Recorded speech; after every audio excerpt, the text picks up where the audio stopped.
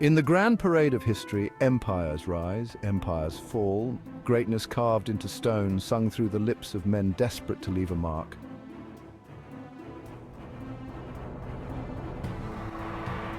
And then there was Cyrus. Cyrus the Great, they called him. A man of many victories, a ruler who believed his empire could never falter. How quaint.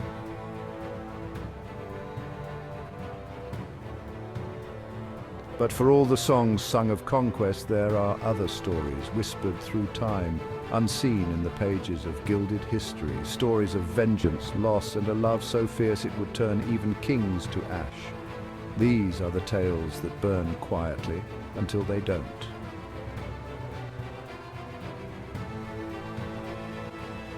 One such story belongs not to a man, but to a woman, a queen, a warrior. Her name, rarely spoken by the victors, once sent tremors through the greatest empire the world thought it had ever seen. Cyrus may have built it, but she had plans of her own.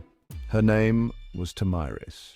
She ruled with an iron fist and a heart that knew too much pain, for she had already lost everything once, and now she was poised to lose it all again. Her husband had been taken by the same man who would later come for her son. Cyrus the Great, they called him, the architect of an empire. But to Tomyris he was a murderer.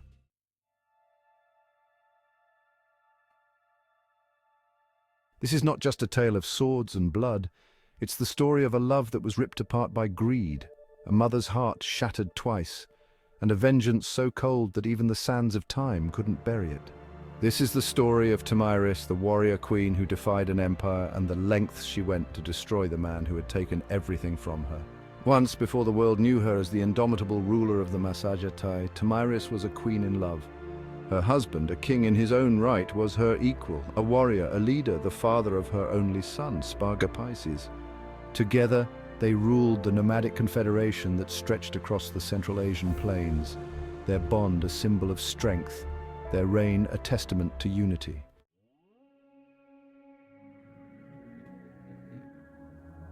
But then came Cyrus, the ambitious king of Persia, ruthless, calculating. His empire was expanding, swallowing everything in its path.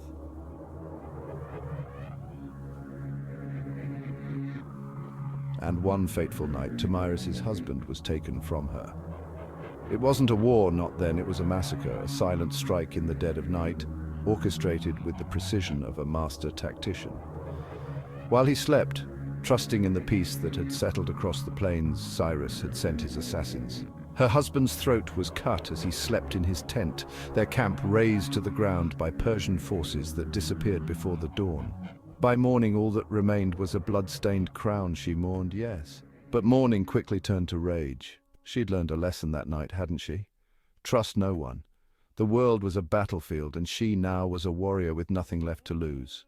Her son, Massagetae, still a boy, became her anchor. He was all that remained of her husband, and she vowed to protect him at any cost. Years later, the Persian Empire spread like a shadow across the lands of the Massagetae, creeping closer with each passing season. But Cyrus wasn't finished with her.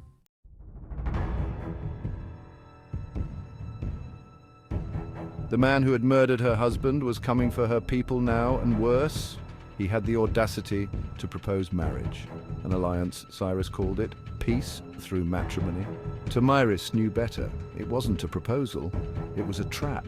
It was conquest, wrapped in the pretense of love, the same pretense he had used to cover her husband's murder. She could still hear his voice in her dreams, the words he spoke to her before the proposal arrived. Cyrus cannot be trusted. He comes with gifts in one hand and a dagger in the other. She refused, of course. She spat on the message and sent it back with a single word, never. But that word, as she well knew, was an invitation to war.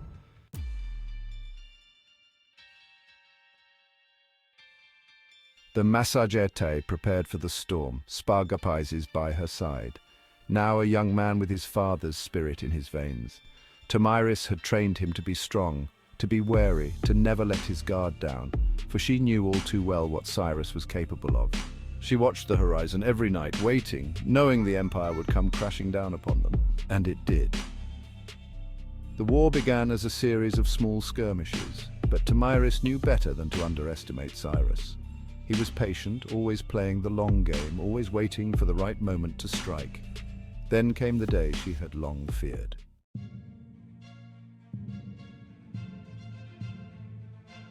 Her son, her heart, her last link to her late husband was gone. It was a trap, and Spargapizes had walked right into it. Cyrus, ever the strategist, had baited him with a false retreat, luring the young warrior deep into enemy territory. The battle was fierce, but the Persians fought with deception, not honor. By the time Tomyris learned of her son's capture, it was too late. Spargapizes, her pride, her last tie to her husband, was in chains, a prisoner of Cyrus the Great. Tomyris had lost her husband to this man, and now her son was in his clutches. The very blood in her veins boiled with fury, only the cold calculation of a man who had mastered the art of control.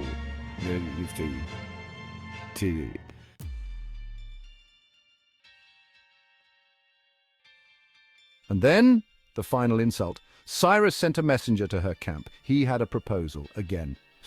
Surrender and your son will live. Bow to the Persian Empire and all will be forgiven. Forgiven.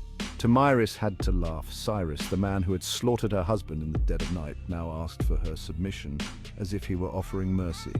There was no mercy here, only manipulation. But Tomyris wasn't a fool. She knew this was no offer of peace. She knew this was no offer of peace. Her son was already as good as dead, and the moment she knelt to Cyrus, the Massagetae would be absorbed into his empire, their lands and freedom gone. No, she wouldn't let it happen, not again. Her heart ached with the loss, but her mind was clear. She could feel her husband's presence, even now, guiding her. She would not be broken by grief, not yet. So she sent a message of her own. Return my son, or I will give you blood enough to fill the deepest pit you can find.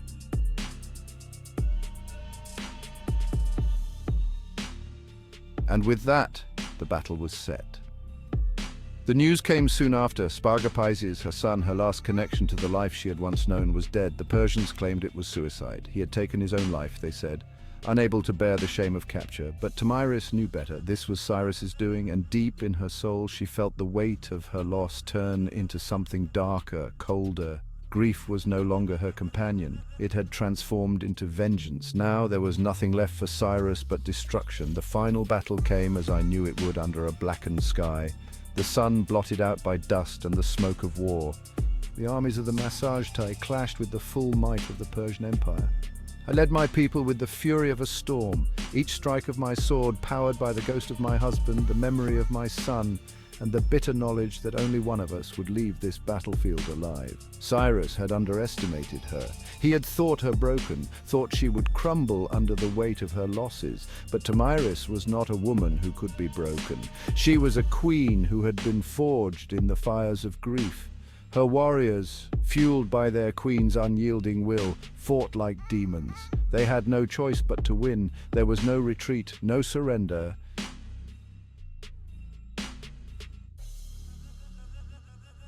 And in the end, it was Tomyris who stood victorious. As the dust settled and the screams of battle died away, she found him, Cyrus, the man who had taken everything from her. His once mighty form lay broken in the dirt, his eyes wide open in the stillness of death. And yet even in that moment I felt no joy, only the cold satisfaction that justice, my justice, had been served.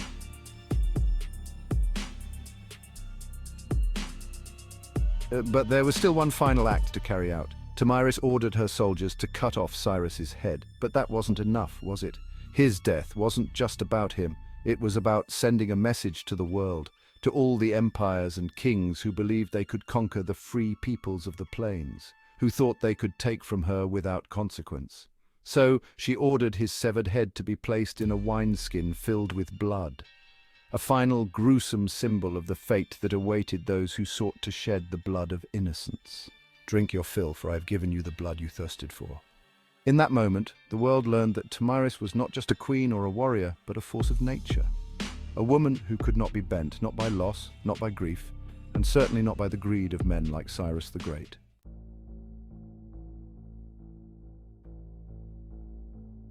History, as they say, is written by the victors, but in this case it was written in blood. Tomyris had won.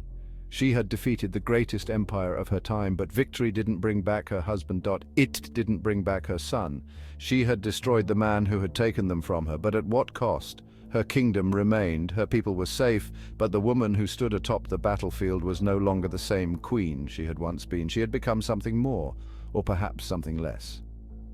They say she ruled for years afterward, a silent, commanding presence, her people revering her but keeping their distance as if afraid to get too close. After all, how could you approach a woman who had taken on the might of an empire and won? A woman who had nothing left to lose. In the end, Tomyris' story is a reminder that even in a world built by men, one woman driven by love and vengeance could shape the course of history. But as the dust of centuries settles over her legend, one question remains: was it worth it, or had her victory come at too great a price? Tomyris, the queen who stood against an empire and won, but did she ever truly win, or was she haunted forever by the ghosts of those she had loved and lost? The answer, perhaps, is as elusive as the wind across the plains she once ruled.